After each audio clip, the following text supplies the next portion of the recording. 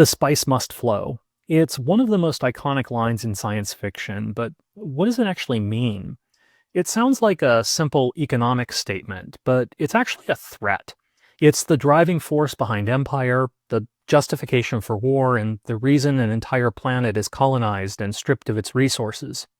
A blockbuster sci-fi epic about a desert planet, giant sandworms, and a prophesized messiah also happens to be one of the sharpest allegories for the politics of our own world. It shows us how the fight for critical resources, whether it's oil, cobalt, lithium, or a fictional psychedelic spice, shapes everything from colonialism to conflict. Today on Small Screens, Big Issues, we're digging into the political economy of Dune.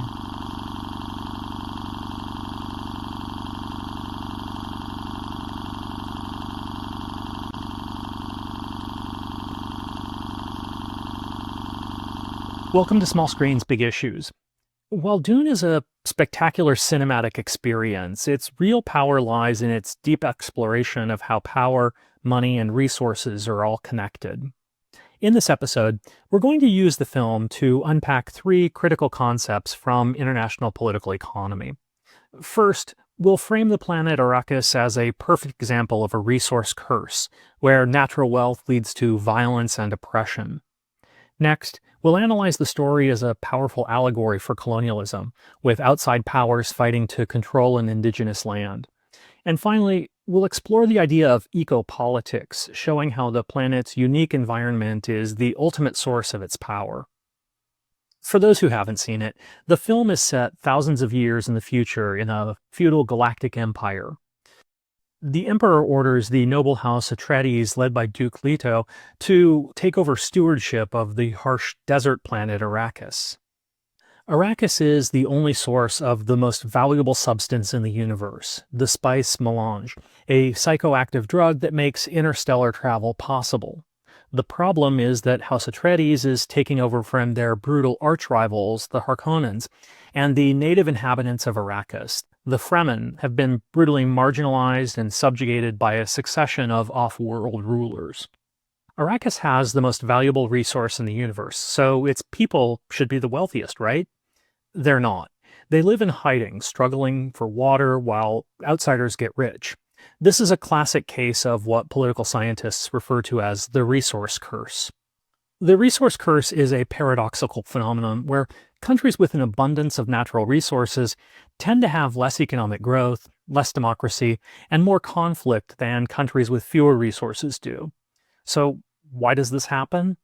Political economists have identified a few key mechanisms. First, there's an economic trap called Dutch disease, first observed in the Netherlands after a natural gas boom in the 1960s.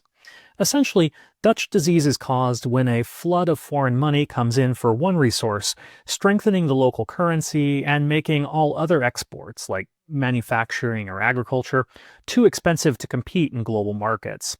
The economy fails to diversify, becoming dangerously dependent on a single export commodity. Second, it creates what's known as a rentier state, a government that gets most of its money from selling resources to outsiders rather than taxing its own citizens, has little incentive to be accountable to the people. The resource wealth often funds security forces and buys off the elites, entrenching authoritarianism and breeding corruption. And finally, that immense wealth becomes a prize, leading to violent conflict as internal factions and outside powers fight for control of the honeypot. We see this entire system on Arrakis. The Harkonnens have never tried to build or diversify the economy. They created a brutalist, extractive industry focused on a single resource. The Emperor's power comes from controlling the flow of spice, using it as leverage to keep the great houses in line, not serving the citizens of Arrakis. And the entire plot is driven by a violent conflict between the great houses over who gets to control this incredibly valuable prize. In Dune, the spice doesn't enrich the Fremen, it makes their planet a target. The Harkonnen didn't build schools or hospitals. They brutally extracted the spice for their own profit, oppressing the local population to keep the resources flowing. And this directly mirrors the history of resource extraction in our own world. Think of diamond mines in Sierra Leone fueling a civil war, or how wealth in parts of the Middle East has been used to prop up autocratic regimes, and discourage economic diversification. The spice, like oil, doesn't bring prosperity to the people who live on top of it. It brings conquerors. The opening line of the film, spoken by the Fremen character Chani, sets out the stage perfectly. Who will our next oppressors be? She doesn't see House Atreides as liberators, just as a new brand of colonizer. And this frames the entire story as an allegory for colonialism. Colonialism is the practice of one power taking control of another land to exploit its resources and its people. The great houses are essentially competing colonial empires. The Harkonnens represent the brutal, openly exploitative colonizer. House Atreides, by contrast, arrives with a different strategy, but not a different goal. Duke Leto talks about partnering with the Fremen and valuing desert power. It's a softer form of colonialism, but his goal is still to control the spice. This reflects a historical shift in colonial attitudes, from outright brute force to more paternalistic ideologies like the white man's burden, where colonial powers justified their presence by claiming to be civilizing the natives, all the while continuing the economic exploitation. The film forces us to see that even a well-intentioned colonizer is still a colonizer. The primary goal remains the same: the spice must flow. Finally, Dune is a masterclass in ecopolitics, the idea that environmental factors and political power are deeply intertwined. On Arrakis, you can't separate the ecology from the economy or from politics. The spice is not just a mineral to be mined, it's a biological product of giant sandworms and the planet's unique desert ecosystem. The spice itself is a byproduct of the sandworm's life cycle, which means that ecology, economy, and empire are inseparable on Arrakis. Control the desert, you control the sandworms. Control the sandworms, you control the spice. Control the spice, and you control the universe. The outside powers, like the Harkonnens and the Atreides, see the desert as a hostile obstacle, something to be overcome with heavy machinery. But the Fremen's power comes from their deep symbiotic relationship with the environment. Their still suits recycle every drop of moisture, and their unique walking techniques to avoid the worms are not just survival skills, they're forms of political control over their domain. Woven into this ecology is their religion. The Fremen's reverence for sandworms as Shai Hulud and their messianic prophecy of a leader who will free them show how the struggle over resources are never just material, they're also spiritual and ideological. Ultimately, their ecological knowledge is their greatest weapon. This directly relates to real-world conflicts over water rights in places like the Nile River Basin, where disputes over Ethiopia's Grand Renaissance Dam have heightened regional tensions, or to the struggles of indigenous groups in the Amazon resisting deforestation by multinational corporations.